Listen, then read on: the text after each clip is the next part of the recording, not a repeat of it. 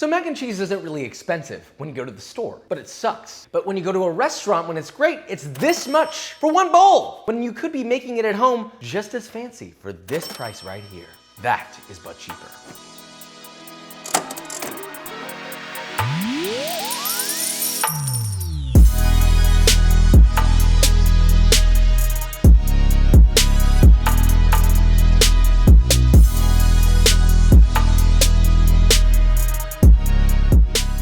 So as I said, when you go to a restaurant, you get yourself a nice fancy mac and cheese. There are whole mac and cheese dedicated restaurants, and they're great. Don't get me wrong, I'm not trying to knock them. They're fantastic. You don't have to make it. All sorts of flavors. But it is expensive. I've seen $25 mac and cheese for a single bowl. Bro, what? Inflation is real. Do you read The Economist? I don't.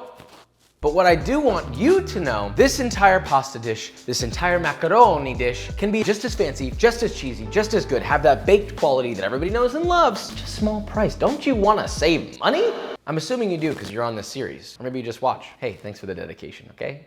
With all that said, let's make this, shall we? This is gonna be a quick one, so you're welcome. We recently had a conversation of homemade pasta versus store-bought. What's cheaper? Is there a better one? Tasting, blah, blah, blah, blah, blah, blah. Really, there isn't a gigantic difference per serving in terms of price, so it comes down to what you really want. Texturally, of course, homemade's gonna be better, but a pasta extruder isn't exactly the most cost-effective thing in the world. So, with all that being said, 1 pound of macaroni, it is. I hope I don't need to over-explain boiling pasta here, right? Bring a pot of water to a boil, season it aggressively with salt. You are always going to want to season it borderline as salty as the ocean. It is the secret of a proper pasta. Once it's at a vigorous boil, add in your macaroni and cook for just 1 minute under the original package directions, so around 8 to 9 minutes. Now while that's going, let's make our mac and cheese sauce, which from a culinary perspective is really just a Mornay sauce, so we've had this combo, but you know how I feel about that. First, in a large bowl, combine 2.5 cups or 470 grams of Monterey Jack cheese and 2.5 cups or 470 grams of sharp cheddar. Now, buying a whole block can sometimes and usually be less expensive than if you choose pre-grated. And also pre-grated really sucks. I mean, it is awful for this purpose. Now salsa that together until thoroughly combined, and that's your cheese mixture.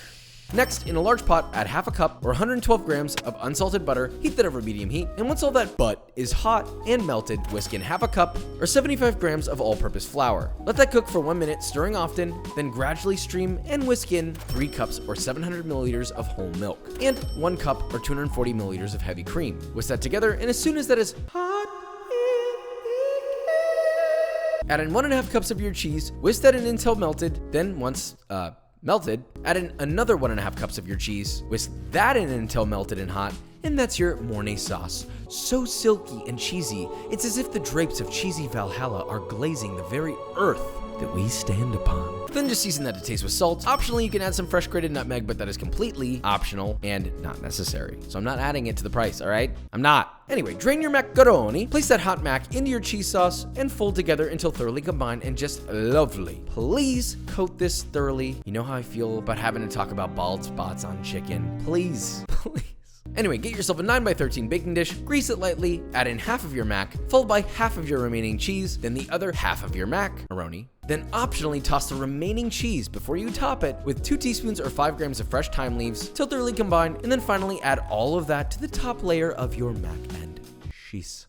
And maybe you can add a little extra cheese if you want. But be aware, that will cost extra because you added extra. Now, all you gotta do is pop it in the oven. Set to 350 Fahrenheit, which is also 176 degrees Celsius for 20 to 25 minutes, or till cheese is melted and popping. From there, you can either blast it with your broiler, or you can hit it with a kitchen torch until it's browned to your liking. Now, all that's left is a big, beautiful spoon, but nothing comedically large, I beg of you. Dunk it into your mac and observe the many, many cheese pulls worthy of an angel's tear. Plop that bad boy onto a plate, and let's find out if we made a mac and cheese for this price that can hold its own against a significantly more expensive counterpart. Okay, so we have macaroni and cheese. This is one of the most basic things in the world. It already comes cheap, as we all know, okay? But this is fancy. We made a roux, and then we made a bechamel, and then what else did we make? A Mornay sauce. Think Kraft is making a Mornay sauce?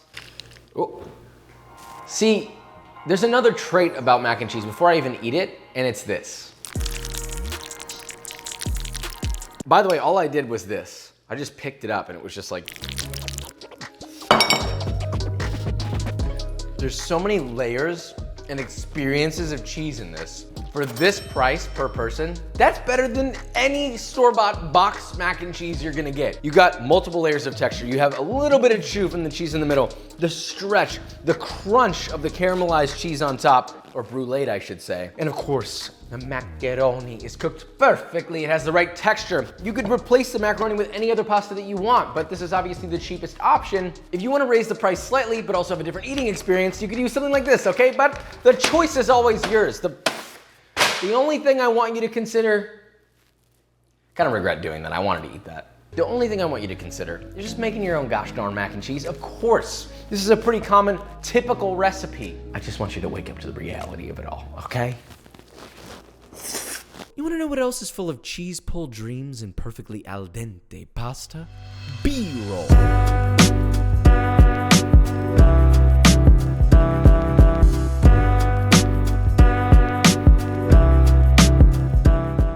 All right, guys, and that is it. So we made our mac and fromage. Listen, if you think about it, mac and cheese is kind of like a French-Italian combo, right? Roux, bechamel, mornay, and then you put the pasta? Huh? French-Italian? Wow. One of the few things in America that's kind of got some culture to it. Everything turned out perfectly. It was exactly what I wanted. There was no difference in flavor between this mac and cheese and any other mac and cheese that I've made on this channel before, and yet it was made with the thought of your wallet in mind. No sacrifice in time that it takes to make, it's easy. No sacrifice in flavor, and it's cheap. What else do you want? We're giving you what you want. Anyway, I hope you enjoyed this video. And if you did, leave a like, subscribe, and I will see you next time.